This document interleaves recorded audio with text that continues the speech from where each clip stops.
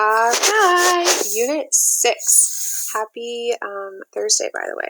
Okay, so Unit 6 was all about rational functions. This is when we got back into the new year. This was when 2020 began, and we started off with this rational function idea. So a rational function, the idea is that we have a polynomial in the numerator, and it is being divided by a polynomial in the denominator. I'm just going to briefly review the highlights of the rules that we reviewed for working with these guys. First of all, to simplify, because x over x equals 1, you can divide factors, but emphasis on factors there. These things have to be multiplied straight across in the numerator and denominator in order for them to cancel out, as you like to say, okay? So it's because of that property of, I'm trying to get the glare off of this, of division there. So I thought it would be helpful to show your brain the visual of these. So there's an example there, 3x squared divided by x times x plus 5. The denominator is completely factored, and you could cancel out an x from both numerator and denominator there, okay? The next big thing that we had to review in order to work with these guys was how do you multiply and divide? Well, you multiply across, and then to divide, you have to multiply by the reciprocal. I didn't write that on my board here, but I'm going to repeat it one more time. To divide, we multiply by the reciprocal.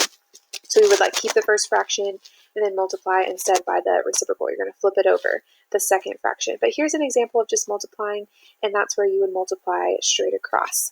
Then the last thing, just a basic operation that we had to review with fractions, was how do we add and subtract. And in order to add and subtract, you need a common denominator. So we had to review how to kind of create those.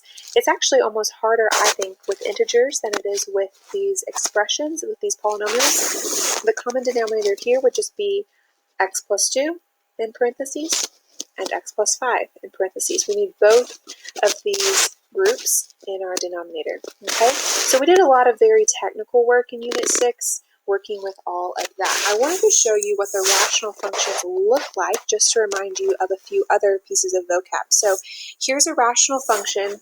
It's kind of that boomerang shape like I talked about. The key features here, there is a vertical asymptote here, a boundary line which the graphs do not intersect with. There's also a horizontal asymptote for this one, a boundary line that the graphs do not intersect with. They get infinitely and infinitely closer, but never quite touch. There's also a hole in this one.